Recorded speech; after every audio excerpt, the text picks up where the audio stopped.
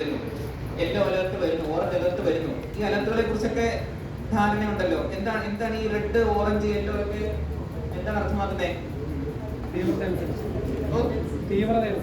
അനുസരിച്ച്. അപ്പൊ ഏറ്റവും എങ്ങനെയാണ് ക്ലാസിഫിക്കേഷൻ? മഴയില്ലെങ്കിൽ അല്ല, മഴയില്ലെങ്കിൽ വൈറ്റ്, നോ റെയിൻ. മിതമായ മഴയുണ്ടെങ്കിൽ, ലൈറ്റ് റെയിൻസ് ഉണ്ടെങ്കിൽ ഗ്രീൻ. മോഡറേറ്റ് റെയിൻസ് ഉണ്ടെങ്കിൽ ലൈറ്റ് ടു മോഡറേറ്റ് ആണെങ്കിൽ ഗ്രീൻ തരും. ശക്തമായ മഴ, ഹെവി റെയിൻസ് ആണെങ്കിൽ നമുക്ക് യെല്ലോ അലർട്ട് തരും. വെരി ഹെവി, അതിശക്തമായ മഴയാണെങ്കിൽ ഓറഞ്ച് അലർട്ട് തരും. അതിതീവ്രം, എക്സ്ട്രീംലി ഹെവി ആണെങ്കിലാണ് റെഡ് അലർട്ട് തരിക. ഇതാണ് അതിന്റെ ഒരു SOP എന്ന് പറയുന്നത്. അപ്പോൾ ഇത്തരം അലർട്ടുകളൊക്കെ വരുന്ന സമയത്ത് നമ്മൾ ഭാഗമായിട്ടുള്ള നമ്മുടെ വിദ്യാർത്ഥികൾക്കാവട്ടെ, നമ്മൾ ഈ സമൂഹത്തിലാവട്ടെ, ഇത്തരം അലർട്ടുകളെ കുറിച്ച് കൃത്യമായ ഒരു ധാരണ നമുക്ക് പകർന്നു കൊടുക്കാനായിട്ട് വോളണ്ടിയർ നമുക്ക് കഴിയണം. അപ്പം ഒരു പ്രധാനപ്പെട്ട സംഗതി ഈ മുന്നറിയിപ്പുകളുടെ പ്രചരണം എന്നുള്ളതാണ്. അതിപ്പം ഈ മഴ സംബന്ധിച്ചുള്ളത് മാത്രമല്ല, ഏതും ആകട്ടെ. ഇപ്പൊ പുതിയ വൈറസുകൾ ധാരാളം വരുന്നു, അല്ലെങ്കിൽ പുതിയ തരത്തിലുള്ള രോഗങ്ങൾ വരുന്നു. ഇതൊക്കെ സംബന്ധിച്ചും സ്വാഭാവികമായിട്ട് ഹെൽത്ത് ഡിപ്പാർട്ട്മെന്റ് അതിന്റെ ഒരു അഡ്വൈസറീസ് ഇറക്കും. അത് കൃത്യമായി പഠിച്ചുകൊണ്ട് നമ്മളെ റീച്ച് ചെയ്യാൻ പറ്റുന്ന ആളുകളിലേക്ക് വളരെ വ്യക്തമായിട്ട് തന്നെ ഇതൊക്കെയാണ് ഈ രോഗത്തിന്റെ സവിശേഷതകൾ, നമ്മൾ ശ്രദ്ധിക്കേണ്ട കാര്യങ്ങൾ ഇതൊക്കെയാണ്, ഇത്തരത്തിൽ ഭയക്കേണ്ട കാര്യങ്ങളില്ല, ഇത്തരം കാര്യങ്ങൾ കൃത്യമായി ആൾക്ക് എത്തിക്കാനായിട്ട് നമുക്ക് കഴിയണം.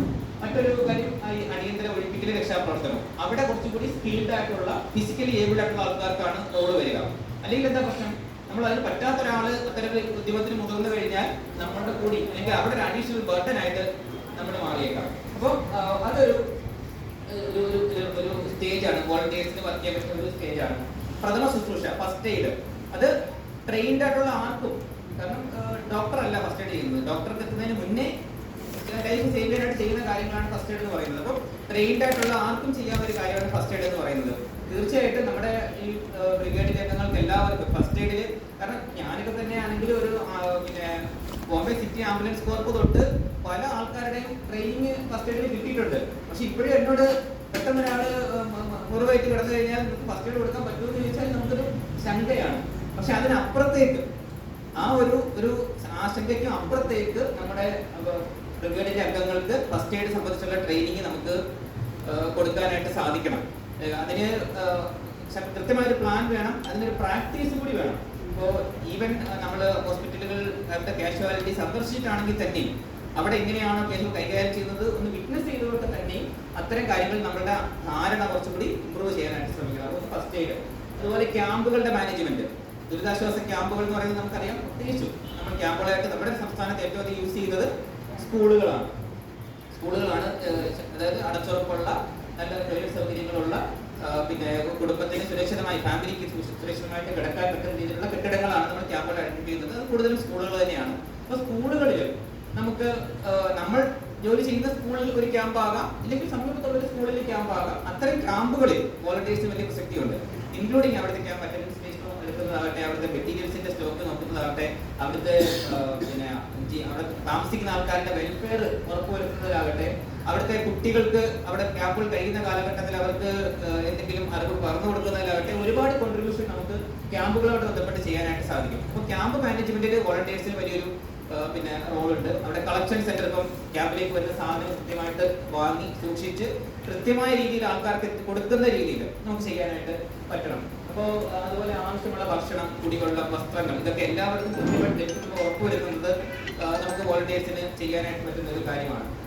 അതുപോലെ ക്യാമ്പിലെ ശുചിത്വം, ഹൈജീനും അതുപോലെ ആരോഗ്യ പരിപാലനവും, അവിടെ ഹെൽത്ത് കൃത്യമായിട്ട് മെയിൻറ്റെയിൻ ചെയ്യാനായിട്ട് ആൾക്കാർക്ക് പറ്റുന്ന രീതിയിൽ മെഡിക്കൽ ക്യാമ്പുകൾ സംഘടിപ്പിക്കാം, ഓർഗനൈസ് ചെയ്യാൻ മുൻകൈ എടുത്തുകൊണ്ട് മെഡിക്കൽ ടീമിനെ കൊണ്ടുവന്നിട്ട് അവിടേക്ക് ആ പ്രദേശത്തുള്ള ആൾക്കാരെയൊക്കെ, കാരണം സ്വാഭാവികമായിട്ടും ഒരു പ്രളയം പോലെ വെള്ളപ്പൊക്കമൊക്കെ ഉണ്ടായ ഉരുൾപൊട്ടിയ സ്ഥലത്തൊക്കെ ഈ വെള്ളം കെട്ടിക്കിടന്നുകൊണ്ടും അല്ലെങ്കിൽ ഒരുപാട് ആൾക്കാർ ക്യാമ്പിൽ ഒരുമിച്ച് താമസിക്കുന്നതും ഒക്കെ പല തരത്തിലുള്ള പകർച്ചവ്യാധികൾക്കുള്ള സാധ്യതയുണ്ട്. അപ്പോൾ മെഡിക്കൽ ക്യാമ്പുകൾക്ക് വലിയ പ്രസക്തിയാണ്. അപ്പോൾ നമ്മൾ രക്ഷാകരണ രീതിയിൽ നമ്മുടെ ഒരാളിനെ ക്യാമ്പിൽ നിങ്ങൾ കൃത്യമായിട്ട് വരണമെന്ന് പറയുമ്പോൾ നമുക്കുള്ളൊരു സ്വാധീനം വലുതാണ്. അപ്പോൾ അത്തരം ഇത് ഉപയോഗിച്ചുകൊണ്ട് തന്നെ മെഡിക്കൽ ക്യാമ്പുകൾ ഓർഗനൈസ് ചെയ്യാനുള്ള സഹായിക്കാൻ നമുക്ക് പറ്റും, അല്ലെങ്കിൽ അതിന്റെ സംഘാടനത്തിന് നമുക്ക് കോൺട്രിബ്യൂട്ട് ചെയ്യാനായിട്ട് പറ്റും. അതൊരു മെയിൻ കാര്യമാണ്.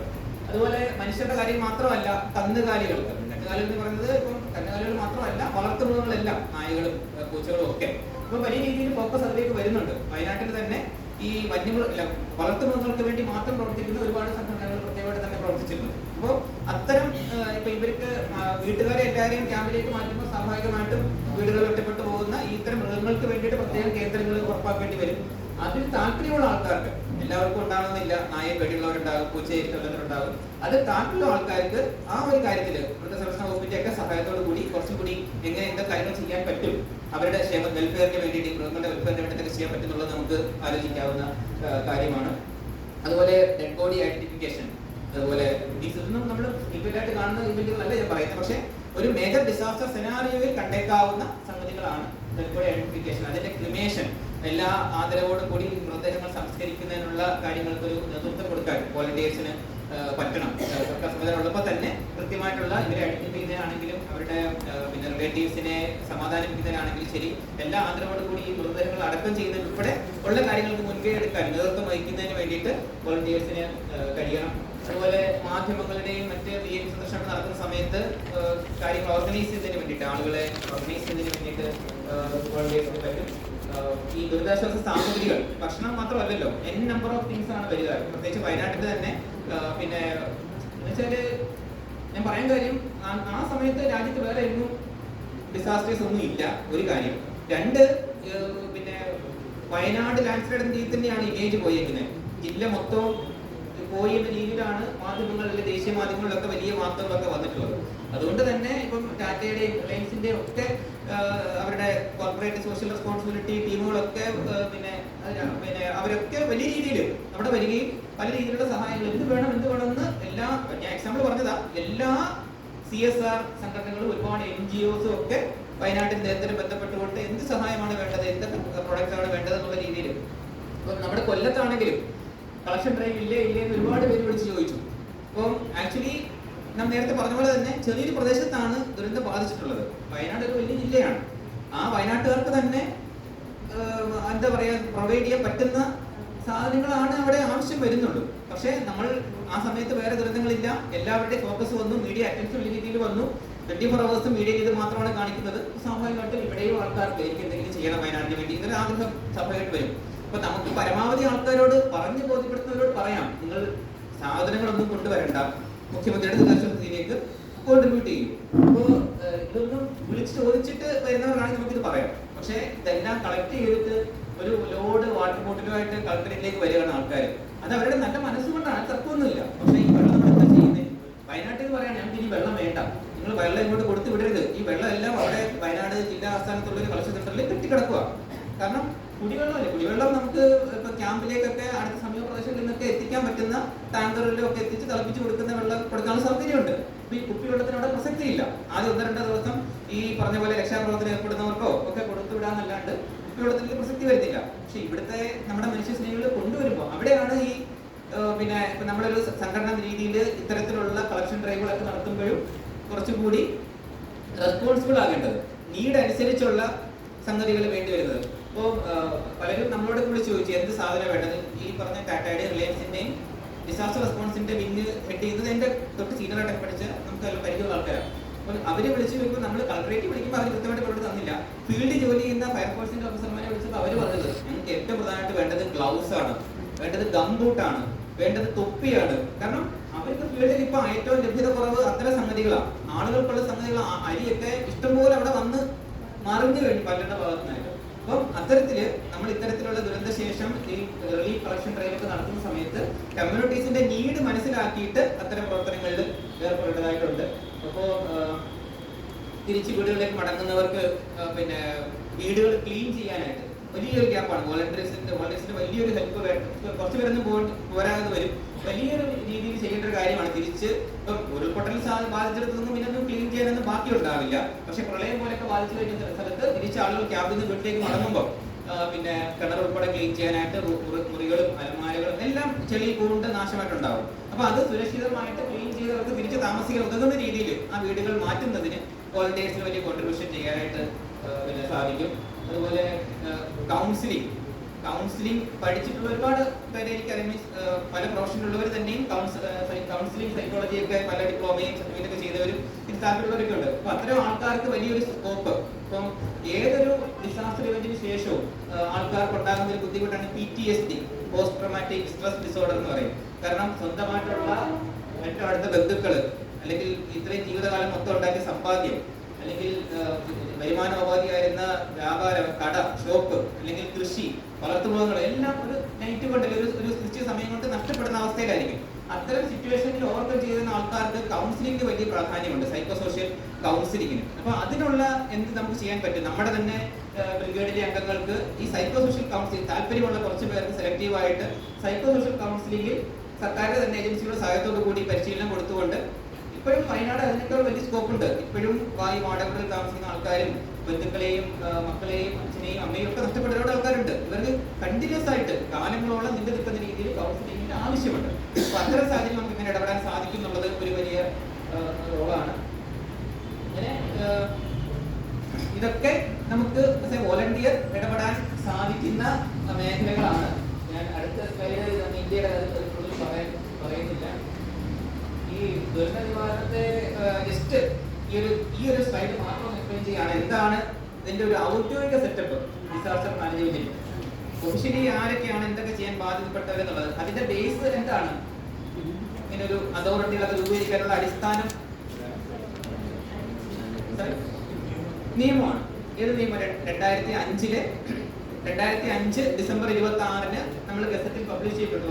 പാർലമെന്റ് 2 സഭകൾ പാസ്സാക്കി ഗസറ്റിൽ 2025 ഡിസംബർ 26 പബ്ലിഷ് ചെയ്യപ്പെട്ട നിയമം, ദുരന്ത നിവാരണ നിയമം 2005. ആ ഡേറ്റ് എന്തെങ്കിലും പ്രസക്തി ഉണ്ടോ? 2025 ഡിസംബർ 26 സുനാമിയുടെ 1ാം വാർഷികം. 2004 ഡിസംബർ 26 സുനാമി നമ്മളെ അഫക്ട് ചെയ്തത്. അപ്പം ദുരന്ത നിവാരണ നിയമം 2005 ബേസ് ചെയ്തിട്ടാണ് ദേശീയ തലത്തിലും സംസ്ഥാന തലത്തിലും ജില്ലാ തലത്തിലും വരെ ദുരന്ത നിവാരണ അതോറിറ്റികൾ സ്ഥാപിക്കപ്പെട്ടിട്ടുള്ളത്. ദേശീയ ദുരന്ത നിവാരണ അതോറിറ്റിയുടെ അധ്യക്ഷൻ പ്രധാനമന്ത്രിയാണ്. സംസ്ഥാന ദുരന്ത നിവാരണ അതോറിറ്റിയുടെ അധ്യക്ഷൻ ബഹുമാനപ്പെട്ട മുഖ്യമന്ത്രിയാണ്. ജില്ലാ അതോറിറ്റിയുടെ അധ്യക്ഷൻ ജില്ലാ കളക്ടറാണ്. അതിന്റെ സഹ അധ്യക്ഷൻ എന്ന് പറയുന്നത് ജില്ലാ പഞ്ചായത്തിന്റെ പ്രസിഡന്റാണ്, ജില്ലാ ദുരന്ത നിവാരണ അതോറിറ്റിയുടെ. അപ്പോൾ ഇത്തരത്തില് ഇവർ അധ്യക്ഷന്മാരായിട്ടുള്ള പിന്നെ ഏറ്റവും പ്രധാനപ്പെട്ട വകുപ്പുകൾ, ഏറ്റവും പ്രധാനപ്പെട്ട ഫ്രണ്ട് ലൈൻ ഡിപ്പാർട്ട്മെന്റ്സ് ഏതൊക്കെയാണ്? Revenue, police, health, fire. ഈ 4 ഇപ്പൊ ആക്ച്വലി നമ്മുടെ സംസ്ഥാനത്തെ വെച്ച് പറയുകയാണെങ്കിൽ ഫ്രണ്ട് ലൈനിലുള്ള മറ്റൊരു പ്രധാനപ്പെട്ട ഡിപ്പാർട്ട്മെന്റ് LSGD ആണ്, തദ്ദേശ വകുപ്പ്. പക്ഷേ ഈ നിയമം പഴയതായതുകൊണ്ടും അതിൽ അമെന്റ്മെന്റ്സ് ഒന്നും വന്നിട്ടില്ലാത്തതുകൊണ്ടും ഇപ്പോഴും അവരെ അതിനകത്ത് ഉൾപ്പെട്ടിട്ടില്ല, അല്ലെങ്കിൽ പുതിയതായിട്ട് കോൺസ്റ്റിറ്റ്യൂട്ട് ചെയ്യപ്പെട്ടിട്ടില്ല DDMA. ഈ 4 ഡിപ്പാർട്ട്മെന്റുകളുടെയും ജില്ലാ മേധാവിമാരും DDMAയുടെ അംഗങ്ങളാണ്. ഒപ്പം അതിന്റെ ചീഫ് എക്സിക്യൂട്ടീവ് ഓഫീസറായിട്ട് ദുരന്ത നിവാരണത്തിന്റെ ചുമതലയുള്ള ഡെപ്യൂട്ടി കളക്ടർ. കൊല്ലത്താണെങ്കിൽ ADM തന്നെയാണ് അതിന്റെ ചാർജ് വഹിക്കുന്നത്. ഇതാണ് നമ്മുടെ ദുരന്ത നിവാരണ അതോറിറ്റികളുടെ ഒരു ഘടന എന്ന് പറയുന്നത്. ദേശീയ തലത്തിലുണ്ട്, സംസ്ഥാന തലത്തിലും ജില്ലാ തലത്തിലുമുണ്ട്. അതിന്റെ ഭാഗമായിട്ട് തന്നെയാണ് എമർജൻസി ഓപ്പറേഷൻ സെന്ററുകൾ, നമ്മൾ കൺട്രോൾ റൂം എന്ന് പറയുന്ന EOCs നമ്മൾ ഷോർട്ട് ഫോമായിട്ട് പറയും. എമർജൻസി ഓപ്പറേഷൻ സെന്ററുകൾ ജില്ലാ തലത്തിലും സംസ്ഥാന തലത്തിലും ഒക്കെ ഉണ്ട്. ടോൾ ഫ്രീ നമ്പറുകളുണ്ട്. ഇതിനൊക്കെ ഏത് 24 മണിക്കൂറും അത് അറ്റൻഡ് ചെയ്യാനായിട്ട് പോലീസും ഫയറും റവന്യൂ ഈ 3 ഡിപ്പാർട്ട്മെന്റുകളുടെ ഉദ്യോഗസ്ഥർ 24 മണിക്കൂർ അവിടെ പ്രവർത്തിക്കുന്നുണ്ട്. ഈ DDMAയുടെ സെക്രട്ടേറിയറ്റ് എന്ന് പറയുന്നത് കളക്ടറേറ്റിലെ ദുരന്ത നിവാരണ വിഭാഗമാണ്.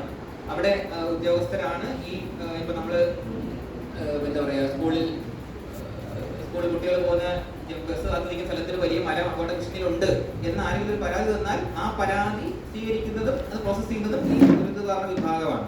അല്ലെങ്കിൽ അത്തരത്തിലുള്ള ഏത് കാര്യമാണെങ്കിലും അതിന്റെ ഔദ്യോഗിക ഫയൽ ഇടപാടുകളെല്ലാം നടത്തുന്നത് ആ ദുരന്ത നിവാരണ വിഭാഗത്തിന്റെ നേതൃത്വത്തിലാണ്. ഇതാണ് അതിന്റെ ഒരു ജില്ലയുടെ ഒരു ഘടന എന്ന് പറയുന്നത്. അതോടൊപ്പം നമുക്കൊരു ദേശീയ തലത്തിൽ ഒരു നയമുണ്ട്, ഡിസാസ്റ്റർ മാനേജ്മെന്റ് പോളിസി 2009 പിന്നെ സർക്കാർ പുറത്തിറക്കിയിരുന്നു. 2016 ദുരന്ത നിവാരണ പദ്ധതി രൂപീകരിക്കപ്പെട്ടു. സംസ്ഥാനത്തിന്റെ ദുരന്ത നിവാരണ പദ്ധതി സംസ്ഥാനത്തും ജില്ലയിലും ഒക്കെ DM പ്ലാനുകൾ രൂപപ്പെട്ടിട്ടുണ്ട്. പറഞ്ഞു ഇപ്പം നമ്മളാണ് ആദ്യത്തെ സ്റ്റേറ്റ്. എല്ലാ ലോക്കൽ ബോഡീസിനും, സംസ്ഥാനത്തെ എല്ലാ ലോക്കൽ ബോഡീസിനും ഡിസാസ്റ്റർ മാനേജ്മെന്റ് പ്ലാൻ തയ്യാറാക്കിയിട്ടുള്ള ആദ്യത്തെ സ്റ്റേറ്റ് കേരളമാണ്. നമ്മുടെ എല്ലാ ലോക്കൽ ബോഡീസിലും DM പ്ലാൻസ് ഉണ്ട്. അത് ആക്ടിൽ പറഞ്ഞ കാര്യമല്ല, പക്ഷെ നമ്മളിവിടെ അഡീഷണൽ ആയിട്ട് പ്രളയത്തിന് ശേഷം ചെയ്ത ഒരു സിഗ്നിഫിക്കന്റ് ആയിട്ടുള്ള ഒരു മൂവ് ആയിരുന്നു. എല്ലാ തദ്ദേശ സ്ഥാപനങ്ങളും അവരുടേതായ, കാരണം ഒരു DM പ്ലാൻ തയ്യാറാക്കുക എന്ന് വെച്ച് കഴിഞ്ഞാൽ എന്തൊക്കെയാണ് അതിൽ വരിക, എന്തൊക്കെ ദുരന്ത സാധ്യതകളുണ്ട്, അത് ബാധിക്കാൻ എത്ര ആൾക്കാരുണ്ട്, എവിടെയൊക്കെയുള്ള ആൾക്കാരാണ്, എന്തൊക്കെ ആൾക്കാരാണ്, അതുപോലെ ഇപ്പം അഡീഷണൽ ആയിട്ടുള്ള വളറബിലിറ്റി, നേരത്തെ പറഞ്ഞ പോലെ ഡിസേബിൾഡ് ആൾക്കാരുണ്ടോ, അല്ലെങ്കിൽ പ്രായമായ ആൾക്കാരുണ്ടോ, പിന്നെ കിടപ്പ് രോഗികളുണ്ടോ, അല്ലെങ്കിൽ ഗർഭിണികളുണ്ടോ, ചെറിയ കുട്ടികളുണ്ടോ, അവരുടെയൊക്കെ കൃത്യമായി ബാധിക്കാൻ കൂടുതൽ സാധ്യതയുള്ള ആൾക്കാരുടെ വിവരങ്ങൾ, ഇതിനുള്ള റിസോഴ്സുകൾ എന്തൊക്കെയുണ്ട്, ക്യാമ്പ് എവിടെയൊക്കെ നമുക്ക് സ്ഥാപിക്കാം, അങ്ങനെ ഇത്തരം കാര്യങ്ങളെല്ലാം ഡീറ്റെയിൽ ആയിട്ട് പ്രതിപാദിക്കുന്ന ഒരു ഡോക്യുമെന്റ് ആണ് DM പ്ലാൻ എന്ന് പറയുന്നത്. അപ്പോൾ അത് ലോക്കൽ ബോഡി തലത്തിൽ നമ്മുടെ എല്ലാ തദ്ദേശ സ്ഥാപനങ്ങൾക്കും രൂപീകരിക്കാൻ അല്ലെങ്കിൽ തയ്യാറാക്കിയിട്ടുണ്ട്. അതുപോലെ NDRF കുറിച്ച് കേട്ടിട്ടുണ്ടാവും. ഒരു ഫോഴ്സ് ആണ്, നാഷണൽ ഡിസാസ്റ്റർ റെസ്പോൺസ് ഫോഴ്സ്. അതും ഈ ആക്ട് പ്രകാരം സ്ഥാപിക്കപ്പെട്ട ഒരു ഡെഡിക്കേറ്റഡ് ഫോഴ്സ് ആണ്. ഡിസാസ്റ്റർ മാനേജ്മെന്റിൽ അല്ലെങ്കിൽ ഡിസാസ്റ്റേഴ്സിൽ ഇടപെടാനായിട്ട് പ്രത്യേക ട്രെയിനിങ് കിട്ടിയ ഒരു ഫോഴ്സ് ആണ് NDRF എന്ന് പറയുന്നത്. 16 ബറ്റാലിയനാണ് അവർക്കുള്ളത്. തമിഴ്നാട്ടിലെ ആലക്കോണത്തുള്ള 4ാം ബറ്റാലിയനാണ് കേരളം, തമിഴ്നാട്, പുതുച്ചേരി തുടങ്ങിയ മേഖലകൾ കവർ ചെയ്യുന്നത്. നമുക്ക് ഇവിടെ ഇവന്റ് ഉണ്ടെങ്കിൽ അവിടെ നിന്നാണ് അവർ എത്തിച്ചേരേണ്ടത്. അത് NDRF. അതുപോലെ NADM എന്ന് പറയുന്നത് ഒരു ഇൻസ്റ്റിറ്റ്യൂട്ട് ആണ്, national institute of disaster management. ന്യൂഡൽഹിയിലാണ് അതിന്റെ ക്യാമ്പസ്. ട്രെയിനിങ്ങുകൾ നടത്തുക, പല ഡിപ്പാർട്ട്മെന്റുകൾക്കും പ്രൊഫഷണൽസിനും ഒക്കെ ട്രെയിനിങ് കൊടുക്കുക എന്നുള്ളതാണ് അവരുടെ പ്രധാനപ്പെട്ട മാൻഡേറ്റ് എന്ന് പറയുന്നത്. അപ്പൊ ഇതെല്ലാം ഈ ആക്ട് പ്രകാരം സ്ഥാപിക്കപ്പെട്ട ഇതിന്റെ ഒരു ഇൻസ്റ്റിറ്റ്യൂഷണൽ ഫ്രെയിംവർക്ക് എന്ന് പറയാം, ഒരു സർക്കാർ തരത്തിലുള്ള ഒരു ചട്ടക്കൂട് ദുരന്ത നിവാരണം കൈകാര്യം ചെയ്യുന്നതിന് വേണ്ടിയിട്ട്. ഫുഡ് സേഫ്റ്റി അപ്പോൾ അധികം പറയണ്ടെന്ന് തോന്നുന്നു. ഫുഡ് സേഫ്റ്റി ജസ്റ്റ് എക്സാമ്പിൾ, ഇപ്പൊ നമുക്ക് ഏറ്റവും അധികം സ്കൂൾ കുട്ടികളെ ബാധിച്ച വലിയ ദുരന്തങ്ങളുടെ ചരിത്രം നോക്കുകയാണെന്നുണ്ടെങ്കിൽ ഏറ്റവും കുട്ടികൾ മരണപ്പെട്ട ഒരു ഇവന്റ് ആണ് 2001 ഭുജ് എർത്ത് എന്ന് പറയുന്നത്. 1000ഓളം കുട്ടികളും പിന്നെ 31ലധികം അധ്യാപകരും. കാരണം റിപ്പബ്ലിക് ഡേ ദിവസമായിരുന്നു ആ എർത്ത് ഉണ്ടായത്. ഇതിന്റെ പിന്നെ റാലി നടക്കുന്ന സമയത്താണ് ഉണ്ടാവുന്നത്. പെട്ടെന്ന് ഇത് വന്ന സമയത്ത് എവിടെയെങ്കിലും ബോംബ് പൊട്ടിയതാണോ എന്നുള്ള പേടിയിൽ കുട്ടികൾ സ്കൂളിലേക്ക് തന്നെ ഓടിക്കേറി. ആ സ്കൂൾ കെട്ടിടം തകർന്ന് വീണ് ഒരുപാട് ആൾക്കാർ മരണപ്പെടുകയുണ്ടായി. അതൊരു നാച്ചുറൽ ആയിട്ടുള്ള ഇവന്റ് ആയിരുന്നെങ്കിൽ ഒരു മനുഷ്യനിർമ്മിതമായിട്ടുള്ള ഒരു വലിയ ദുരന്തം. 540 ആൾക്കാർ മരിച്ചു എന്നാണ് പല രേഖകളിൽ കണ്ടത്. ടാപ്പ് വാലി സ്കൂളിലെ ഫയർ ആക്സിഡന്റ്, സ്കൂളിന്റെ ആനുവൽ ഡേ പോലെ നടന്ന ഫംഗ്ഷനിൽ ഒരു താൽക്കാലികമായിട്ട് ഉണ്ടാക്കിയ ഒരു ഹാളിലാണ് ഇത് ചെയ്തത്. 3 വർഷവും കോൺക്രീറ്റ് വലിയ ഭിത്തി, ഇടയ്ക്ക് ഒരു സൈഡിൽ കുറെ റൂമുകൾ, ഒറ്റ ഡോർ മാത്രം. അവിടെ 1000ഓളം ആൾക്കാർ അസംബിൾ ചെയ്തിരിക്കുന്ന വലിയ ഹാള്. ഷോർട്ട് സർക്യൂട്ട് മൂലം തീ പിടിച്ചു. ഷാമിയാന പന്തലുകളായിരുന്നു, അതെല്ലാം തീ പടർന്നു. 540 ആൾക്കാരാണ് ഒറ്റ ഇവന്റിൽ മരിച്ചത്. അതിൽ പകുതിയും കുട്ടികളായിരുന്നു, ചെറിയ കുട്ടികളായിരുന്നു. അപ്പോൾ ഇന്നും നമുക്ക് സ്കൂൾ സേഫ്റ്റി സംബന്ധിച്ചുള്ള ഏതൊരു സെഷനിലും നമ്മൾ ഇത് പറയാതെ പോകത്തില്ല. ഈ ഒരു ഇവന്റ് അത്രമാത്രം കുട്ടികൾക്ക് ജീവൻ നഷ്ടപ്പെട്ട ഒരു വലിയ ഇവന്റ് ആണ്. ദാബ്വാലി ഹരിയാനയിലാണ് സ്ഥലം. അതുപോലെ കുംഭകോണം ഫയർ ആക്സിഡന്റ് നമ്മൾ അധികം പഴകിയതല്ല. 2004 കുംഭകോണം ഫയർ ആക്സിഡന്റ്, തമിഴ്നാട്ടിലെ കുംഭകോണത്ത് 94 കുട്ടികൾ, അത് അടുക്കളയിൽ നിന്നുണ്ടായ തീ പടർന്നിട്ട് സ്കൂളിൽ തീ പിടിച്ചാണ് കുട്ടികൾ മരണപ്പെട്ടത്. ഇപ്പൊ നമ്മളിപ്പോ അടുത്ത കാലത്തെ നമ്മൾ വാർത്ത, കേരളത്തിലെ തന്നെ സ്കൂൾ ബന്ധപ്പെട്ട് ഉണ്ടായ കുറച്ച് വാർത്തകളാണ്. ഇപ്പം 2019 വയനാട്ടിലെ ഒരു കുട്ടി പാമ്പ് കടിയേറ്റ് മരിക്കുന്നത്. ഈ ബാക്കിയെല്ലാം റീസെന്റ് ആയിട്ടുള്ള വാർത്തകളാണ്. 4 കുട്ടികൾ പാലക്കാട് ലോറി അവരുടെ മേലേക്ക് മറിഞ്ഞിട്ട് 4 കുട്ടികൾ സ്കൂൾ വിദ്യാർത്ഥികൾ മരിച്ച ഇവന്റ്. ഈ ജനുവരി 1 റിപ്പബ്ലിക് നമ്മുടെ ന്യൂ ഇയറിന്റെ അന്ന് തന്നെയാണ് കണ്ണൂര് ശ്രീകണ്ഠാപുരത്തിനടുത്ത് സ്കൂൾ ബസ് ഓവർടേൺ ചെയ്തിട്ട് ഒരു പിന്നെ 15 വർഷമുള്ള ഒരു കുട്ടി മരണപ്പെടുന്നത്. ഈ എറണാകുളത്ത് നിന്ന് സ്കൂൾ ടൂർ പോയ ടൂറിസ്റ്റ് ബസ്സും KSRTC കൂടെ കൂട്ടിയിടിച്ചിട്ട് അത് 2022 ആ ഇവന്റിൽ. അത് നമുക്ക് അടുത്തിടയ്ക്ക് വലിയ രീതിയിൽ നമ്മൾ ചർച്ച ചെയ്യപ്പെട്ട ഒരു വിഷയമാണ്. ടൂറിസ്റ്റ് ബസ്സുകളുടെ ഒക്കെ കളറ് മാറിയ ഇൻസിഡന്റ്. അതുപോലെ നമ്മൾ അധികം നമുക്ക് ശ്രദ്ധയിൽ വന്ന കാര്യത്തില് കാസർഗോഡ് 2023 ജൂലൈ 3-ാം തീയതി സ്കൂള് കഴിഞ്ഞിട്ട് സ്കൂൾ മുറ്റത്തൂടെ പണി നടന്നു പോകുമ്പോഴത്തേക്കും മരം ഒടിഞ്ഞു വീണിട്ട് ഒരു ചെറിയ മോള് മരണപ്പെടുകയുണ്ടായി. അപ്പൊ അതൊക്കെ സത്യം പറഞ്ഞാല് നമ്മള് ഇപ്പം സ്കൂൾ തുറക്കുന്നതിന് മുന്നേ എല്ലാ സ്കൂളുകളിലും നമ്മൾ എന്ത് ചെയ്യാറുണ്ട്? പ്രൂണിങ് ചെയ്യാറുണ്ട്. അപകട പ്രശ്നമുള്ള മരങ്ങളാണെങ്കിൽ അത് മാറ്റാറുണ്ട്. ഈ സ്കൂളിലും അവരതൊക്കെ ചെയ്തതാണ്. ഓൾറെഡി അവിടെ മുറിച്ച് മാറ്റപ്പെട്ട ശിഖരങ്ങളൊക്കെയാണ്. 1 മാസമല്ലേ ആയിട്ട് സ്കൂൾ വന്നിട്ട്. പിന്നെ പക്ഷെ ഇത് ഉള്ളു കൊള്ളയായിട്ടുള്ള ഒരു വട്ടമരം, അതാരും അറിയുന്നില്ല. അപ്പൊ അവിടെയാണ് നമ്മൾ കുറച്ചുകൂടി എന്താ പറയാ ജാഗ്രതയോട് കൂടി ഇത്തരം കാര്യങ്ങൾ ചെയ്യേണ്ട ഒരു പ്രസക്തി. അതാണ് നമ്മുടെ സ്കൂളിൽ നിന്ന് തിരിച്ച് സ്കൂൾ കഴിഞ്ഞ് പോകുന്ന ഒരു കുട്ടി നമ്മുടെ സ്കൂൾ മുറ്റത്ത് തന്നെ ഒരു മരം വീണ് മരണപ്പെടുക എന്ന് പറയുമ്പോൾ എവിടെയാണ് നമ്മൾ സ്കൂൾ സേഫ്റ്റി എന്ന് ഉള്ള സംഗതി? അതായത് സ്കൂൾ സേഫ്റ്റി എന്ന് പറയുന്നത് വീട്ടിൽ നിന്ന് ഇറങ്ങി സ്കൂളിലെത്തി തിരിച്ച് വീട്ടിലെത്തുന്നത് വരെ ആ കുട്ടിയുടെ സുരക്ഷ എന്നുള്ളതാണ് സ്കൂൾ സേഫ്റ്റിയുടെ അർത്ഥമാക്കുന്നത്. അപ്പൊ അതിന് നമ്മൾ ചെയ്യേണ്ട ഒരുപാട് കാര്യങ്ങളുണ്ട്. അത് നമുക്ക് കുറച്ച് ഡീറ്റെയിൽ ആയിട്ട് തന്നെ ഡിസ്കസ് ചെയ്യേണ്ട സമയത്തിന്റെ ഒരു ദൗർലഭ്യമുള്ളതിന് അധികം കണക്ക് ലഭിക്കുന്ന ഒരു സെഷൻ അതിനായിട്ട് തന്നെ സ്കൂൾ സേഫ്റ്റി എന്നുള്ള കാര്യം മാത്രം ചർച്ച ചെയ്യാനായിട്ടൊരു സെഷൻ നമുക്ക് പിന്നീട് ഒരു ദിവസം വേണമെങ്കിൽ വെക്കാം. അപ്പോൾ സ്കൂൾ സേഫ്റ്റിയിൽ നമ്മൾ കൺസിഡർ ചെയ്യേണ്ട ഒരുപാട് സാഹചര്യങ്ങളുണ്ട്. ഒന്ന് ഈ നാച്ചുറൽ ഹസാർഡ്സ് ആണ്. നമ്മൾ നേരത്തെ പറഞ്ഞ പിന്നെ ശക്തമായിട്ടുള്ള മഴ, കാറ്റ്, ഇടിമിന്നല്, ചൂട്, ഇത്തരത്തിലുള്ള നാച്ചുറൽ ഹസാർഡ്സ് ഒരു പ്രൈം കൺസേൺ ആണ്. ഒപ്പം മാൻമെയ്ഡ് റിസ്കുകളുണ്ട്. ഫയർ, ഫോൾസ് എന്ന് വെച്ചാൽ കെട്ടിടത്തിന്റെ മുകളിൽ നിന്ന് കുട്ടികൾ വീഴാം, ഇല്ലെങ്കിൽ നേരത്തെ പറഞ്ഞ പോലെ മരങ്ങളോ മറ്റോ കുട്ടികളുടെ നേരത്ത് വീഴാം. ഇങ്ങനെ പലതരത്തിലുള്ള ഫോൾസ്, സ്ട്രക്ചറൽ കൊളാപ്സ്, കെട്ടിടങ്ങൾക്കുണ്ടാകുന്ന തകർച്ചകൾ, മതിലുകൾ തകരുന്ന ഇൻസിഡന്റുകൾ ഉണ്ടായിട്ടുണ്ട് പലയിടത്തും. സ്കൂളിന്റെ കോമ്പൗണ്ട് വാൾസ് ഒക്കെ തകർന്നിട്ട് കുട്ടികളുടെ മതി വീഴുന്നത്. അങ്ങനെയുള്ള സ്ട്രക്ചറൽ കൊളാപ്സുകൾ ഒരു മെയിൻ റിസ്ക് ആണ്. ഹെൽത്ത് റിസ്കുകൾ, പലതരത്തിലുള്ള ഇൻഫെക്ഷൻസ്. ഇപ്പൊ തന്നെ നമ്മൾ കണക്ക് നോക്കുകയാണെങ്കിൽ ആദ്യമായിട്ടായിരിക്കും നമ്മൾ കേൾക്കുന്നത് എന്തെല്ലാം തരത്തിലുള്ള പകർച്ചവ്യാധികളാണ് ഓരോ സ്ഥലത്ത് റിപ്പോർട്ട് ചെയ്യപ്പെടുന്നതെന്ന് വെച്ച് കഴിഞ്ഞാൽ പെട്ടെന്ന് കഴിഞ്ഞ ദിവസം സ്ക്രബ് ടൈഫസ് എന്ന് കേട്ടപ്പോൾ ഞാൻ ചിന്തിച്ച സാധനം അപ്പോഴാ ചെള്ളുപനി നമ്മൾ വിളിക്കുന്ന സാധനം. അതുപോലെ ഈ എന്താ പറയാ മുണ്ടിനീരും അതുപോലെ ചിക്കൻ ബോക്സും ഒക്കെ സ്കൂളുകളിലാണ് അതിന്റെ ഒരു ഹബ്ബായിട്ട് മാറുക. കുട്ടികൾ ഇത് ബാധിക്കപ്പെട്ട കുട്ടികൾ സ്കൂളിലേക്ക് വരികയും അവർ വഴി ഒരു വലിയ ഒരു പിന്നെ എന്താ പറയുക ഒരു ഹോട്ട്സ്പോട്ടായിട്ട് മാറുകയും ചെയ്യുന്ന അവസ്ഥ. അപ്പൊ ഇത്തരം പകർച്ചവ്യാധികളെ കുറിച്ച് നമുക്ക് കൃത്യമായിട്ടുള്ളൊരു ധാരണ ഉണ്ടാകാനുണ്ട് സ്കൂൾ സേഫ്റ്റിയായിട്ട് നമുക്ക്. പിന്നെ ഏറ്റവും പ്രധാനപ്പെട്ട ട്രാൻസ്പോർട്ടേഷൻ, സ്കൂൾ വാഹനങ്ങളുടെ സുരക്ഷ. അത് സ്കൂൾ മുറ്റത്ത് വാഹനം കയറാൻ നിൽക്കുന്ന കുട്ടിയിൽ നിന്ന് ഈ വാഹനത്തിൽ കയറി വാഹനം പിന്നെ ഓടിച്ചു പോകുന്ന ഡ്രൈവറുടെ പിന്നെ നമുക്കറിയാം 5 വർഷമെങ്കിലും എക്സ്പീരിയൻസ് ഉള്ള ആൾ വേണം സ്കൂൾ ബസ് ഓടിക്കാൻ എന്ന് കൃത്യമായിട്ട് പറയുന്നുണ്ട് സർക്കാരിന്റെ നിയമങ്ങളിൽ. പക്ഷെ എപ്പോഴും അങ്ങനെ ആളുകളെ കിട്ടണമെന്നില്ല. അല്ലെ അത്തരം ആളുകൾക്ക് ദൗർലഭ്യം കൂടുമ്പോഴത്തേക്കും വണ്ടി ഓടിയല്ലേ പറ്റും. സ്കൂൾ കുട്ടികളെത്തിയേ പറ്റുമ്പോൾ അത്തരം പകരത്തിന് ആളുകൾ വെക്കുമ്പോഴേക്കും ഇത്തരത്തിലുള്ള സേഫ്റ്റി ആയിട്ട് ഓടിക്കുന്ന ആളാണോ, അല്ലെങ്കിൽ അങ്ങനെ ഒരാളെ മാറ്റി വെക്കുമ്പോൾ അധ്യാപനം കൂടി അവരുടെ കൂടെ ആ വണ്ടിയിൽ ഒന്ന് പോയി അതൊന്ന് ഉറപ്പുവരുത്താൻ പറ്റുമോ, ഇത്തരം കാര്യങ്ങളൊക്കെ നമ്മൾ ചിന്തിക്കേണ്ടതുണ്ട്. കാരണം പലപ്പോഴും ഒരു സ്കൂൾ ബസ് വേറൊരു 4 വീലറിനെയും ഓവർടേക്ക് ചെയ്യാൻ പാടില്ല എന്നാണ് ഗൈഡ് ലൈനിൽ പറയുന്നത്. പക്ഷെ നമ്മൾ പലപ്പോഴും കാണാറുണ്ട് പല ഡ്രൈവർമാരെ കുറച്ച് സ്പീഡ് പിടിച്ച് പോകുന്നതും ഒരുപാട് അപകടങ്ങൾ സ്കൂൾ ബസ് ബന്ധപ്പെട്ട് ഈ കഴിഞ്ഞ സമയങ്ങളിൽ തന്നെ ഈ നമ്മുടെ പാരിപ്പള്ളിയിൽ ഈ കഴിഞ്ഞ 2 ആഴ്ച മുന്നെയാണ് ഒരു ചെറിയ മോള് ബസ് ഇറങ്ങി. പലപ്പോഴും ചെറിയ കുട്ടികളുടെ അപകടം എല്ലാം അത് തന്നെയാണ്. ബസ് ഇറങ്ങി നടന്നു പോകുന്ന കുട്ടികളെ അതേ ബസ് തന്നെ ഇപ്പൊ എത്രയധികം ഇവന്റുകൾ ഉണ്ടായിട്ടും ഒരു സമൂഹം എന്ന രീതിയിൽ നമ്മൾ പരാജയപ്പെടുകയാണ്. അത്ര ഒരു തടയാൻ പറ്റുന്ന ഒരു ദുരിതം തടയാൻ പറ്റുന്നില്ല. ഒരു ആയെ ശ്രദ്ധിച്ച് അതിനെ ആരെങ്കിലും ഒരാളെ ക്രോസ് ചെയ്ത് അപ്പുറത്തെ അച്ഛനെയോ അമ്മയോ അല്ലെങ്കിൽ അമ്മയോ അപ്പനെയോ ആരെങ്കിലും അല്ലെങ്കിൽ വീട്ടിലേക്ക് ഗേറ്റെങ്കിലും കടത്തി വിട്ടിട്ട് ഈ വണ്ടി എടുക്കുക എന്നുള്ളൊരു ബേസിക് പ്രിൻസിപ്പിൾ നമ്മൾ ഫോളോ ചെയ്താൽ തന്നെ ഇത്തരം ദുരിതങ്ങൾ നമുക്ക് കുറയ്ക്കാൻ പറ്റും. ഇതൊന്നും ഇപ്പൊ ഡ്രൈവർ ആ വണ്ടി ഓടിച്ച ആളുകളുടെ തന്നെ ഒരുപക്ഷെ അവർക്ക് വലിയൊരു ട്രോമയായിരിക്കും ഉണ്ടാകുന്നത്. അവരൊരിക്കലും നനച്ചിരിക്കാതെ അവർ അറിയാൻ പറ്റുന്ന ഒരു അപകടമാണ്. പക്ഷെ അത് ഒരു കുട്ടിയുടെ കുഞ്ഞിന്റെ ജീവൻ അതിന്റെ ഒരു കാരണവും അല്ലാതെ